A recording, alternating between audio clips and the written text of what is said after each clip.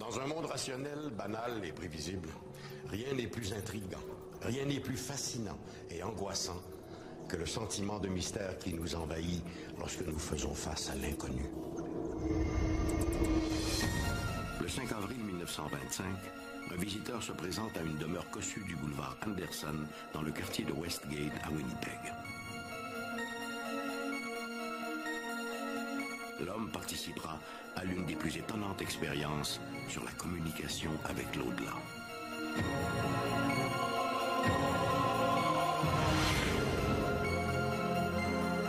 Au début du XXe siècle, la quête d'un contact avec les morts est à la mode. Tout le monde s'improvise médium. Qu'arriverait-il si l'un d'eux tenait dans ses mains la destinée du Canada?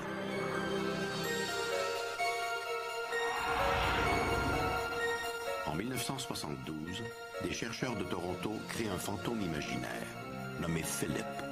Et bientôt, Philip prend le contrôle de leur expérience. À la moindre rumeur de fantôme, journalistes et amateurs se précipitent sur les lieux des présumées apparitions. Mais peut-on filmer un fantôme? Une équipe locale aurait-elle réussi ce scoop incroyable? Ici Michel Dumont. Bienvenue à Dossier Mystère.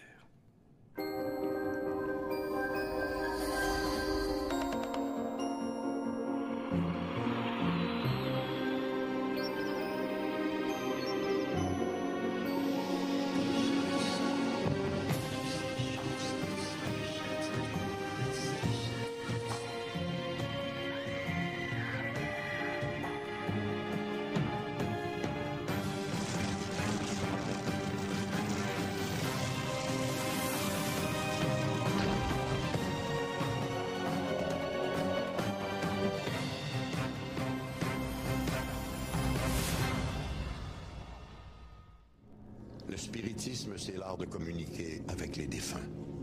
Le phénomène est né aux États-Unis au milieu du 19e siècle. De là, il a vite conquis le Canada, puis l'Europe. Le spiritisme a fait l'objet de nombreuses recherches scientifiques à cette époque. Par des moyens souvent fort ingénieux, des chercheurs ont tenté de valider la réalité de ces échanges avec le monde des morts. L'un de ces scientifiques, le Canadien Thomas Glendenning Hamilton, est vite devenu une figure de proue dans ce domaine.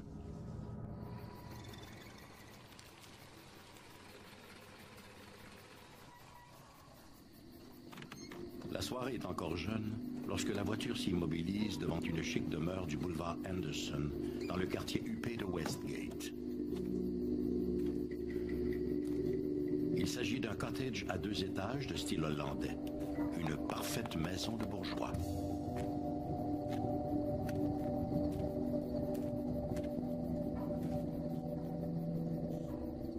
Par les grandes fenêtres illuminées du premier, l'homme remarque que la maison semble déserte, mais il sait qu'il n'en est rien. En fait, il y a peut-être plus de visiteurs dans cette maison qu'il n'y a d'invités.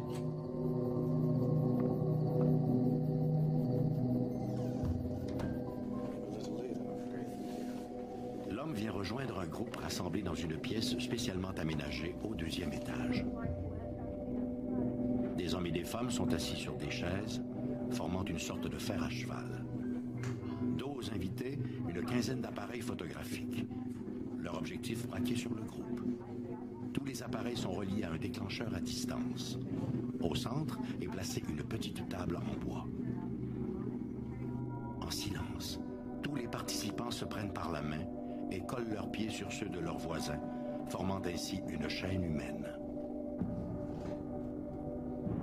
Commence alors l'étrange séance. L'esprit, ami de l'autre monde, désirez-vous communiquer avec nous? Mes amis, êtes-vous là? Soudain, un bruit se fait entendre, celui d'un meuble mal ajusté qui vacille sur ses pattes. Finalement, dans l'éclair du flash, c'est l'étonnement. La table flotte maintenant à l'envers, à 1 mètre du sol. Tous n'ont qu'une pensée, pourvu que la photo soit bonne.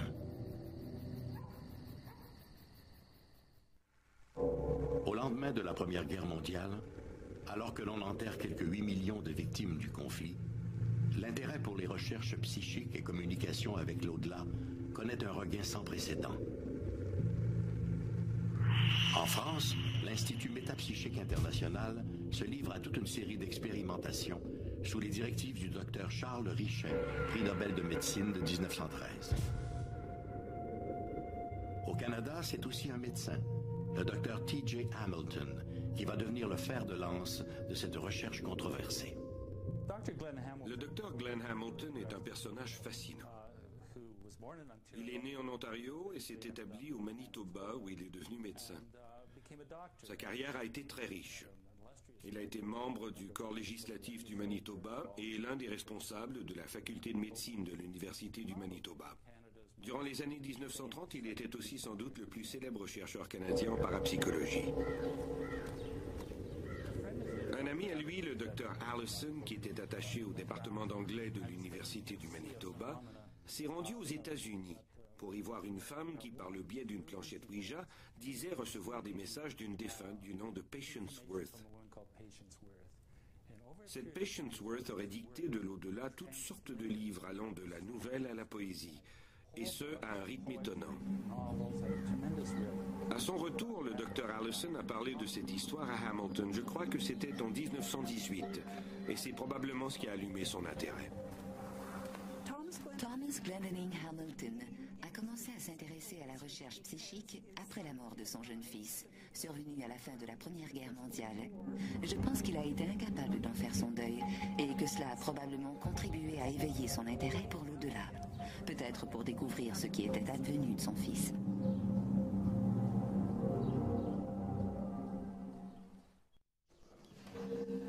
Hamilton aménage un laboratoire dans la grande chambre du deuxième étage de sa résidence du boulevard Henderson. Il est plus que conscient de l'importance qu'auront les photographies prises lors de ces séances. Elles deviendront le point d'appui de ses recherches. Afin de documenter certains de ces phénomènes, Hamilton avait monté une série de caméras et de flashs automatiques qui pouvaient être activés dans l'obscurité la plus totale. Il y avait là des caméras stéréoscopiques et d'autres placées de manière à couvrir certains angles ou à prendre des gros plans. Son idée était de photographier ces manifestations dans la noirceur. Au fil du temps, il a effectivement produit des clichés montrant des objets qui semblent jaillir de la bouche, du nez ou des oreilles des médiums. Ces éléments, ce sont des ectoplasmes, substances qui se dégageraient du corps des médiums et qui formeraient des parties du corps humain ou des objets divers. Durant les années 1920, Hamilton et ses collègues étudieront tous les phénomènes associés aux communications spirites, mais surtout les manifestations d'ectoplasme.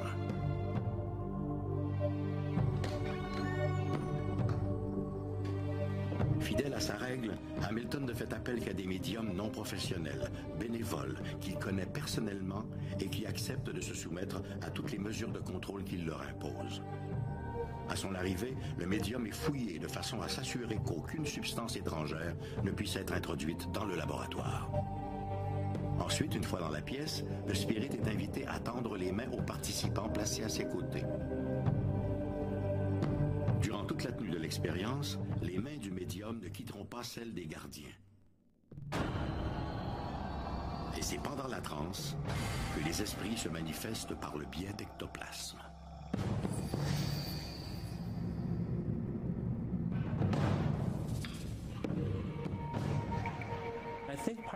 Je pense qu'une grande partie de l'intérêt vient des photographies elles-mêmes. Ne dit-on pas qu'une photographie vaut 1000 mots? Les gens croient ce qu'ils voient sur les photographies. Hamilton était un médecin, une profession qui lui assurait une position de choix dans la communauté et une aura d'honnêteté et d'intégrité. Il était membre du Parlement provincial et jouissait d'une grande crédibilité. Le fait qu'il ait pu photographier l'objet de ses recherches et que ses clichés pouvaient être évalués indépendamment de lui légitimait son honnêteté. C'est ce qui lui a sans doute permis de faire ses recherches sans avoir à subir d'attaques personnelles. Entre 1928 et 1933, T.J. Hamilton organise des dizaines de séances du genre. Des invités triés sur le volet, bien viennent des 4 coins du monde pour assister à ces expériences. Parmi eux figure le romancier Arthur Conan Doyle, le père de Sherlock Holmes, et le futur premier ministre du Canada, William Lyon Mackenzie King, venu s'entretenir avec le docteur Hamilton. Il n'y avait pas que des avocats ou des médecins qui s'adonnaient à ce genre de recherche. Dans les années 1930, même le premier ministre du Canada, William Lyon Mackenzie King, s'intéressait à ces phénomènes de survie et de communication avec l'au-delà. Si les séances et les photos réussissent à convaincre Hamilton et ses compagnons que l'âme survit après la mort, nombreux sont ceux qui n'y voient qu'une supercherie. Il est tout à fait certain que Hamilton croyait dans ces phénomènes. Je pense que lui n'aurait jamais accepté de participer sciemment et volontairement à une fraude, quelle qu'elle soit. Cela dit, il est vrai que plusieurs photographies sont douteuses, et c'est ce qui entretient l'idée que des fraudes ont quand même pu être perpétrées par certains des participants. Il était sérieux dans ce qu'il faisait. Ses recherches étaient rigoureuses et il appliquait une certaine méthodologie scientifique.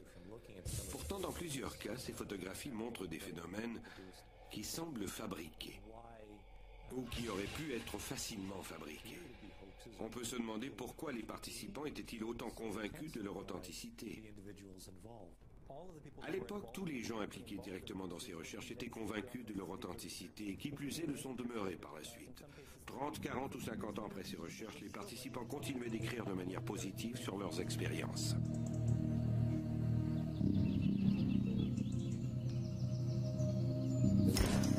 Plusieurs des médecins et des politiciens impliqués ont raconté qu'il aurait été très difficile pour le médium d'introduire quelque chose dans la pièce.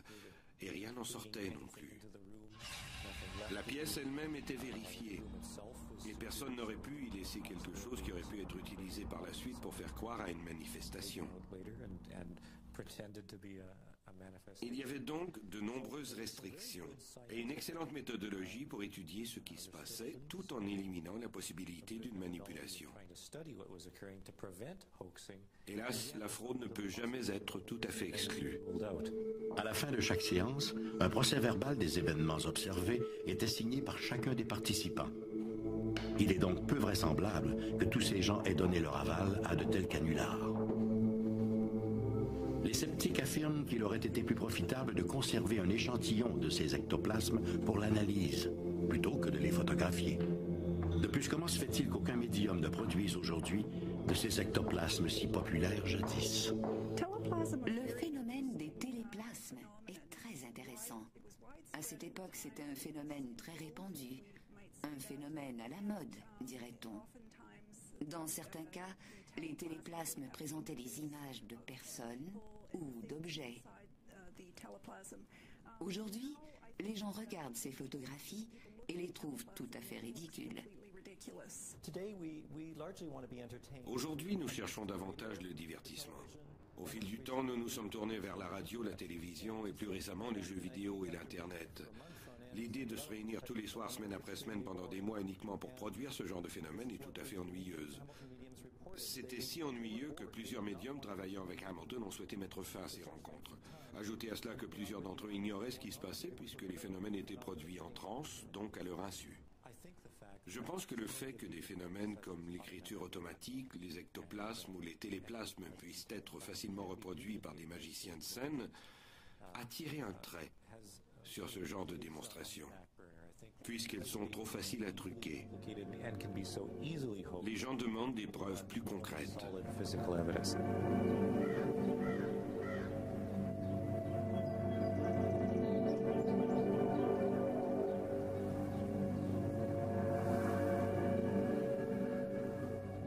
Depuis les recherches de T.J. Hamilton, le spiritisme s'est transformé, tant et si bien que l'art de faire tourner des tables a pratiquement disparu. Aujourd'hui, les médiums canalisent directement les énergies de l'au-delà, d'où leur nom de channelers. Mais au fil des ans, une chose n'a jamais changé. Notre insatiable désir de garder ce contact privilégié avec les personnes disparues qui nous ont été chères. Un désir qui, à défaut d'être rationnel, n'en reste pas moins très humain. À la fin du 19e siècle, en quelques années, le spiritisme est passé d'une croyance marginale à une activité bourgeoise à la mode. Parmi ces adeptes, il y avait des intellectuels et des artistes, bien sûr, mais aussi des têtes couronnées, dont l'influente reine Victoria et plusieurs personnalités de l'élite politique du temps. Dans la grande maison de l'avenue Laurier, à Ottawa, règne un silence inhabituel. Cette vaste résidence à 3 étages, qui généralement fourmille d'invités et de domestiques, semble pour l'instant tout à fait déserte. Ou presque.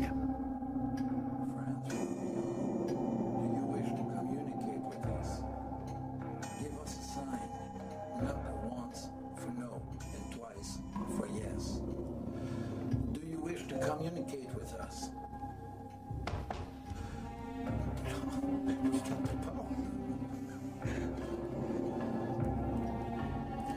For several months, I've been thinking to resign from the Liberal Party.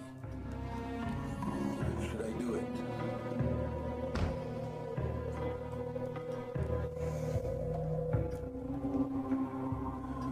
The unemployment is still very high, all across the country. Will the labor program proposed by Mr. Bennett change something?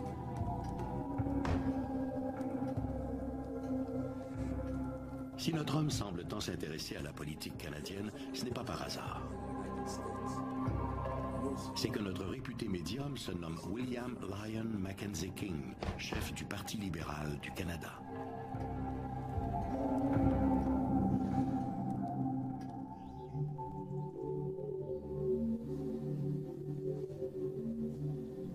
En 1908, alors que Mackenzie King commence à briller au sein du Parti libéral du Canada, rien ne laisse croire que celui-ci deviendra un adepte du spiritisme. Célibataire, très près de sa mère, il mène une vie austère.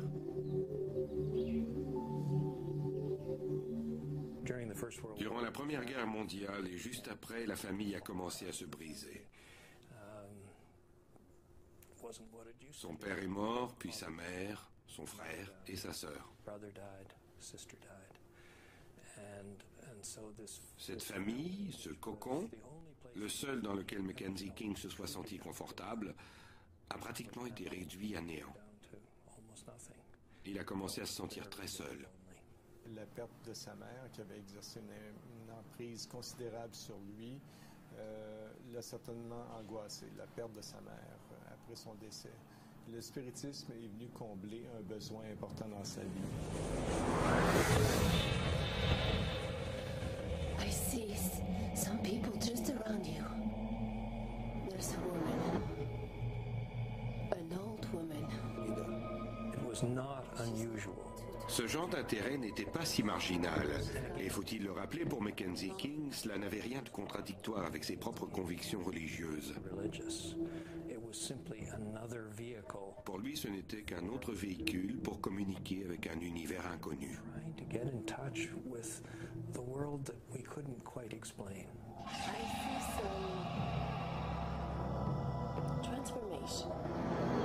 En mars 1925, Mackenzie King, qui s'intéresse de plus en plus aux sciences occultes, consulte une certaine Rachel Blenay, une voyante de Kingston, en Ontario.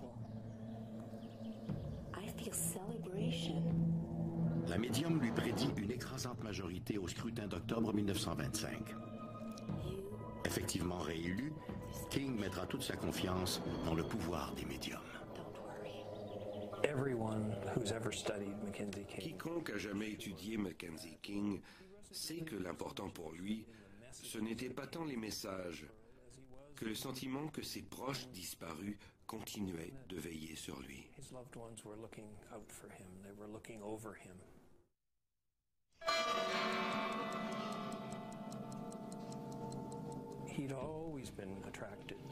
Il a toujours été fasciné par certains nombres et par cette façon de comprendre le sens caché des choses. Certains appelleraient cela de la superstition. Il est arrivé qu'en pleine chambre, il était assis à son pupitre, à son siège, et il a observé il a remarqué que plusieurs députés conservateurs étaient manquants. Et en fonction de la disposition des bancs et des absents à ces bancs-là, il a réussi par une gymnastique mentale qui est assez difficile à décrire.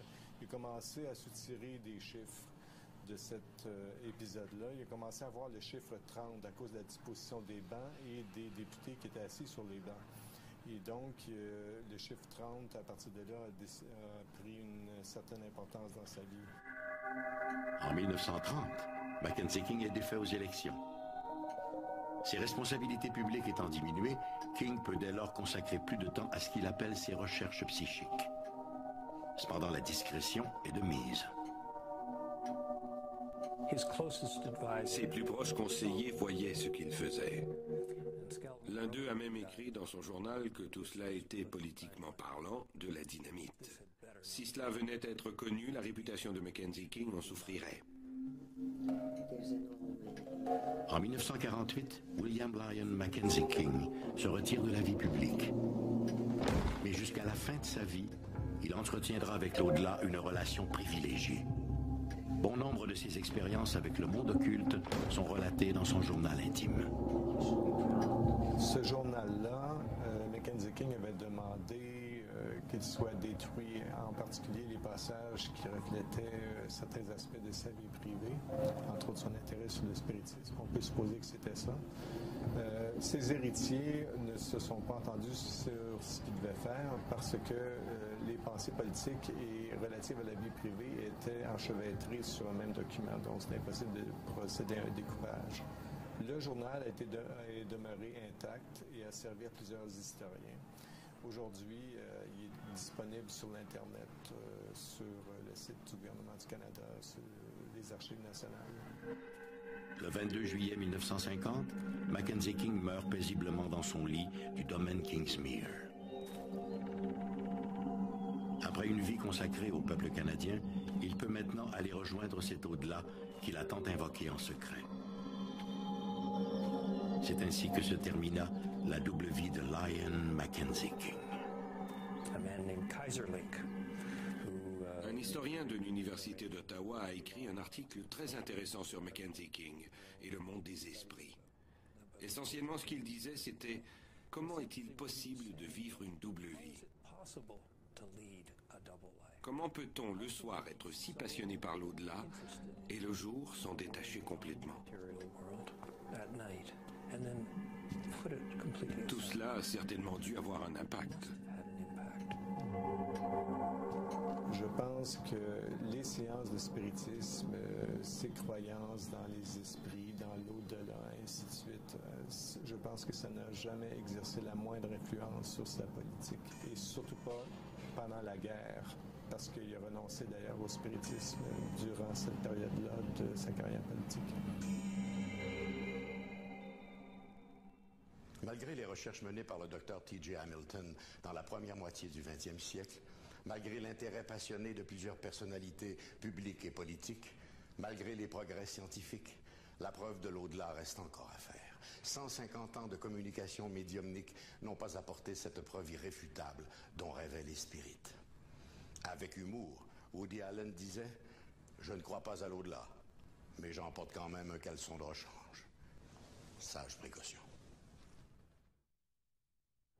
Au début des années 1970, des chercheurs de Toronto ont réussi à créer un fantôme imaginaire qu'ils ont nommé Philip. Lors de pseudo-séances spirites, ces chercheurs sont parvenus à reproduire tous les effets généralement associés à des manifestations d'outre-tombe. Coups frappés, lévitation d'objets, réponse à des sujets ignorés des participants. Aujourd'hui, l'expérience de Philip le fantôme demeure la plus importante de toute l'histoire de la parapsychologie.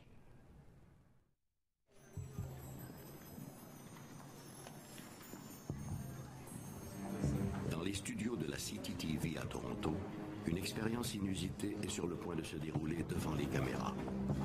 Les vedettes du jour, 8 personnes assises autour d'une table. Un peu en retrait, sur une tribune surélevée, 3 hommes prennent place comme observateurs.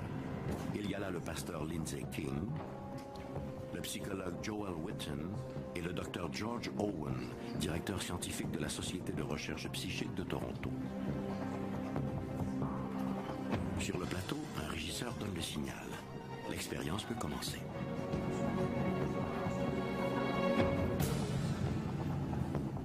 Les participants passent placent leurs mains à plat sur la table, puis entament leurs incantations. Are you there, Philip? I want to see you, Philip.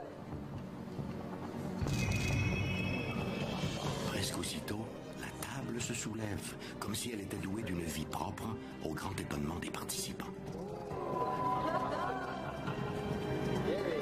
Mais bientôt, il apparaît que le dit Philip n'apprécie pas trop sa position au milieu de l'assistance.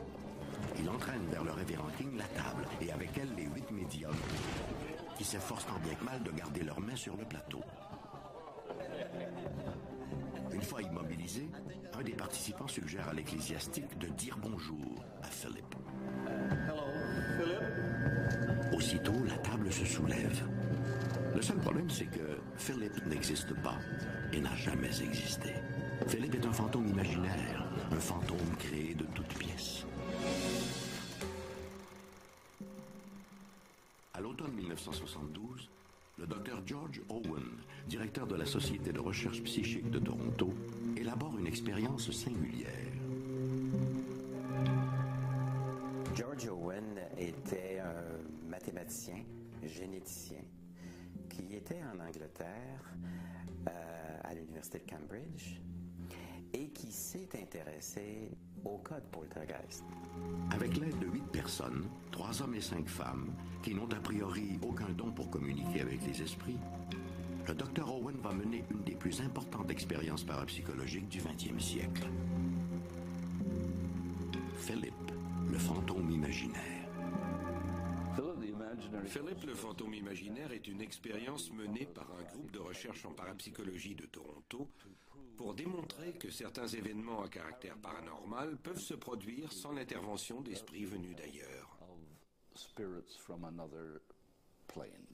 Il s'est aperçu qu'au lieu de privilégier l'interprétation spirit, c'est-à-dire que lorsqu'il y a des manifestations physiques sur les lieux, les spirites disent que ce seraient des esprits d'êtres décédés qui se manifesteraient, eh bien, lui a plutôt opté pour l'interprétation dite naturelle, c'est-à-dire que ce sont des êtres vivants qui, par des mécanismes qui demandent à être expliqués, eh bien, reportent leur énergie sur la matière ambiante.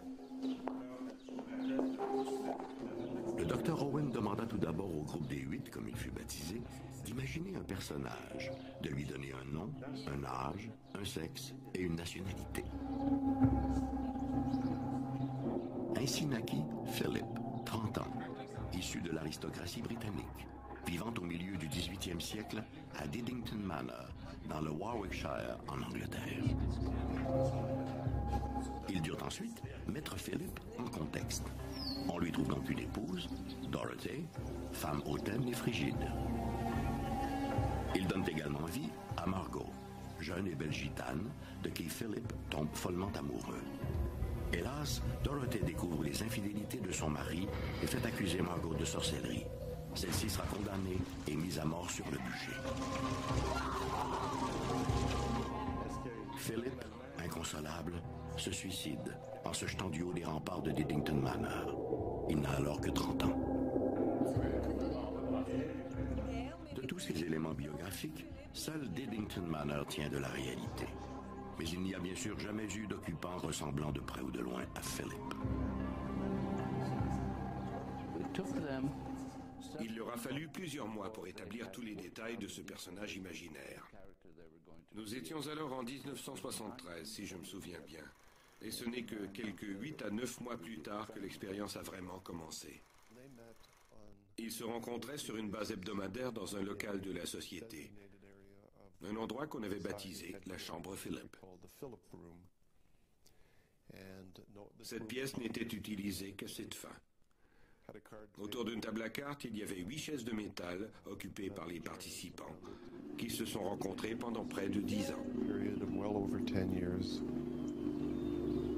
Philip, are you there, Philip?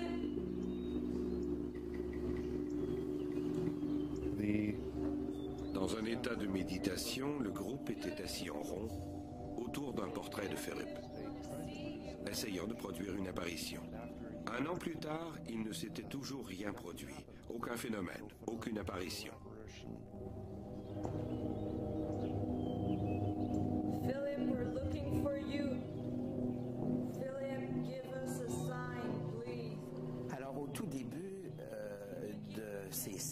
cela, on a développé une amitié. Cette amitié, au fur et à mesure des mois qui passaient, sans effet de psychokinésie ou de télékinésie. Et à un moment donné, donc, il change de stratégie. Et là, tout à coup, les premiers effets sont sentis. Alors, ce sont ces effets des coups frappés qui venaient au-dessus ou en dessous de la table, et puis des mouvements de table. Donc, des phénomènes physiques que l'on peut documenter. Give us a sign, Philip. Philip, are you there, Philip? Within a month, Après un mois ou deux de discussion avec le fantôme imaginaire de Philip, to this imaginary les ghost participants ont commencé à entendre des coups sur la table. on the table. In turn, each person Les gens disaient par exemple « Bonjour Philippe » ou « Allô Philippe », et aussitôt, ils ressentaient un coup juste sous le bout de leurs doigts. underneath their fingertips. Or if a visitor Ou encore si un visiteur se présentait et prenait place en disant lui-même « Bonjour Philippe », il ressentait à son tour un cognement sous ses doigts. these raps were Ces coups étaient audibles et ont été enregistrés sur bande. and had a characteristic. Ils avaient aussi une enveloppe sonore tout à fait caractéristique. And we've Nous avons published publié tous les détails de cette étude sonore. auditory study. Les cognements ont éventuellement cédé la place aux secousses de la table.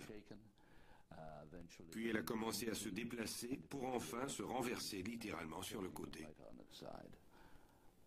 Pour les participants, ces phénomènes étaient la preuve du succès de l'expérience.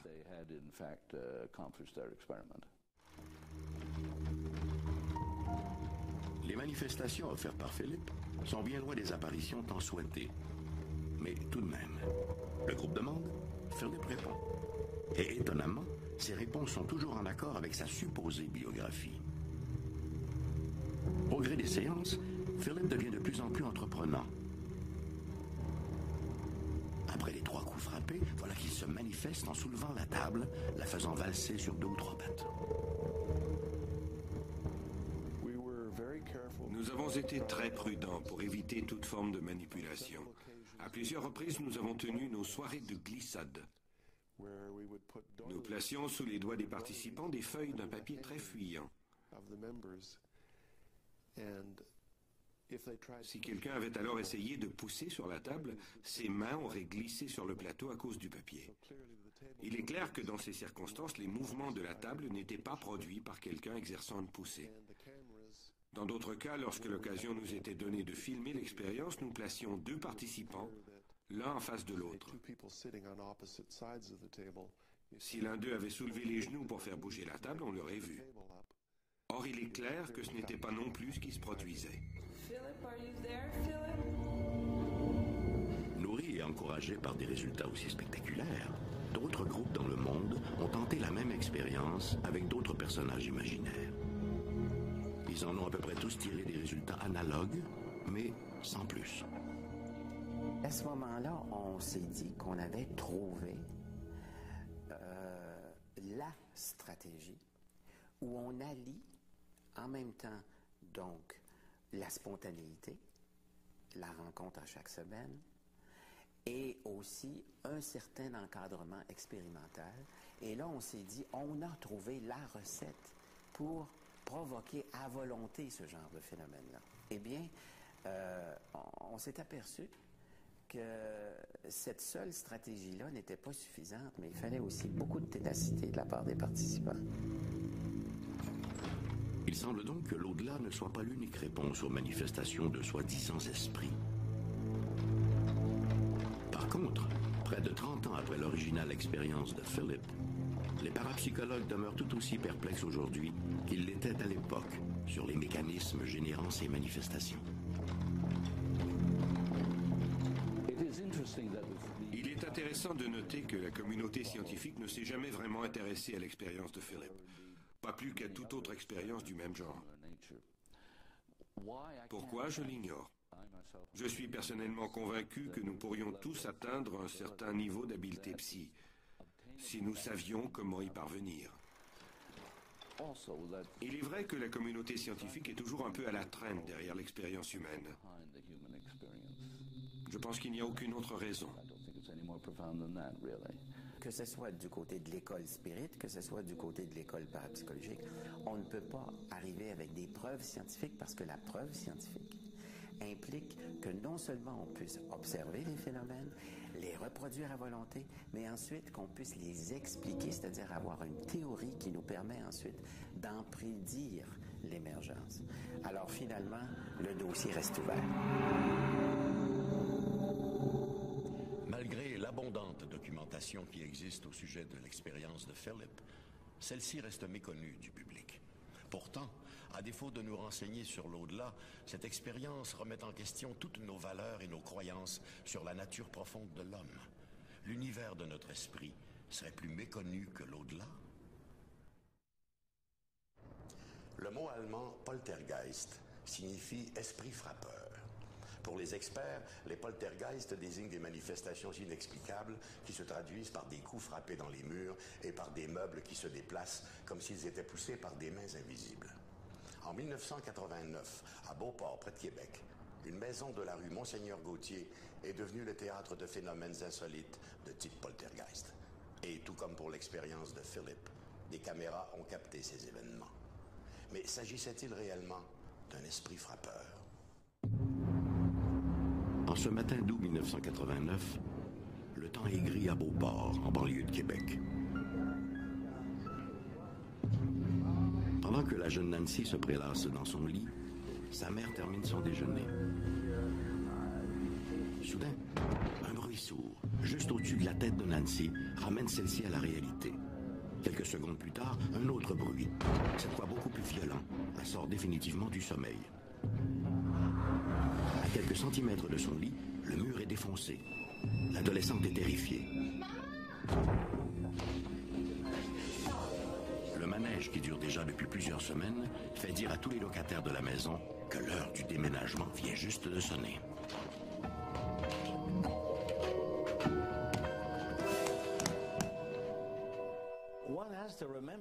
Des choses étranges se sont passées à Beauport, près de Québec, à l'été de 1989. On a rapporté qu'une maison se donnait en spectacle de manière sporadique. Quel phénomène se produit dans la maison? Que le mur avance. Tiens, vous l'avez. Et puis, ça fait du bruit comme ça. Fait que vous ne pouvez pas avoir mieux que vous avez présentement dans le visage. Nous-mêmes avons été sceptiques. Quelqu'un frappe de l'autre côté. Mais les policiers ont été témoins du phénomène sans que personne ne se trouve dans l'autre appartement. Les locataires ont commencé à être témoins d'étranges phénomènes. Évidemment, tout cela les a effrayés et ils ont cherché des réponses. Mais qu'est-ce qui se passe ici? C'est Madame Godbout qui, la première, entend un bruit sourd venant du mur qui la sépare de sa voisine. L'impact est si puissant que le placo-plâtre se détache de la cloison. Madame Godbout croit Madame Cochrane responsable de ce bruit. Dans les 48 heures qui suivent le premier coup, les locataires de la maison rue Monseigneur-Gauthier entendront 19 de ces détonations. À chacune d'elles, c'est tout l'édifice qui vibre. Désemparés, les locataires contactent la ville de Beauport qui envoie sur les lieux un de leurs inspecteurs en bâtiment. Il y a une madame qui m'a dit, quand j'y étais, ça venait juste de se produire. Elle a dit, restez ici, là, M. Dubé, ça va se reproduire. Puis elle a dit, appuyez-vous l'épaule après le mur, puis elle dit, allez voir, elle dit, qu'est-ce que ça fait? J'attendais des claquements. C'était des claquements, pas comme des petits coups de fusil. Et puis, je me suis appuyé l'épaule après le mur. Et puis, tout d'un coup, là, ça a frappé. J'ai été projeté assez pour être saisi. Fait que là, j'ai constaté qu'il y avait quelque chose qui était anormal qui se produisait. Après quelques jours, les nerfs sont à fleur de peau rue Monseigneur-Gauthier. Tout le monde accuse tout le monde. Tout le monde soupçonne tout le monde et personne ne croit plus personne. Les locataires de la maison hantée, comme on dit dans le voisinage, ont un urgent besoin d'aide. Les pompiers et les policiers ont fait des enquêtes un peu partout, à savoir ce qui se passait dans cette maison-là. a tout d'abord cru à des émanations de gaz qui auraient pu s'échapper du sol et créer une pression sur la structure de la maison. Gaz Métropolitain a alors dépêché une équipe technique afin d'y effectuer des analyses. Pendant qu'on était en dedans, on a entendu un bruit fort à l'étage, un bruit comme un coup de poing dans le mur. On est monté, on n'a vu personne, on n'a rien vu, mais on a terminé notre expertise, puis effectivement, il n'y avait aucune trace de gaz naturel et de méthane dans l'édifice.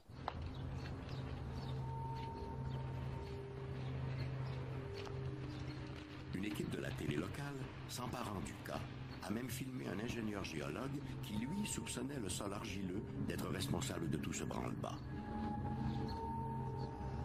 La cloison qui bouge est une cloison qui agit un peu comme une membrane et si elle bouge, c'est parce qu'elle a des secousses qui viennent des murs et non du toit. C'est ce qu'on appelle le tassement différentiel. La pression des murs sur la membrane proviendrait de l'effet d'assèchement du sol dû à l'absence de précipitation. Dans les jours qui ont suivi ce reportage, la région connut des précipitations abondantes, mais rien ne changea. De plus, si le sol avait été responsable de ces détonations, pourquoi les autres maisons du voisinage auraient-elles été épargnées? Si les maisons voisines n'étaient pas affectées par ces phénomènes, il fallait peut-être regarder l'année de leur construction, voir comment avaient été construites leurs fondations et aussi analyser leur sous-sol. Il y avait peut-être un énorme rocher sous la maison voisine de celle où ces manifestations étaient observées. Son soutien aurait pu être tout à fait différent.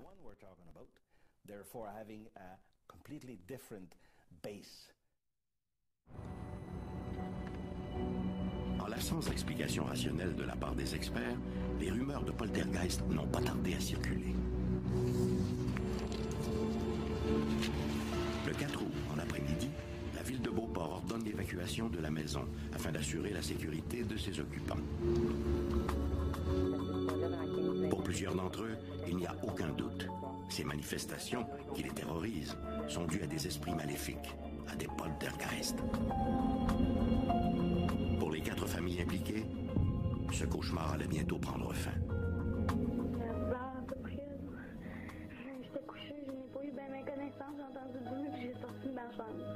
Tant que ce n'était qu'un mur qui était victime du phénomène, les autorités publiques toléraient la présence des locataires. Mais maintenant que plus d'un mur est touché ailleurs dans la maison, on ne prend plus de risques, on a exigé l'évacuation. À ce moment-là, les gens étaient presque en panique, propriétaires, locataires. Les gens avaient la crainte et ils avaient peur de ce qui se passait. Et les gens ne voulaient plus rester là, ne voulaient pas coucher là ce soir-là.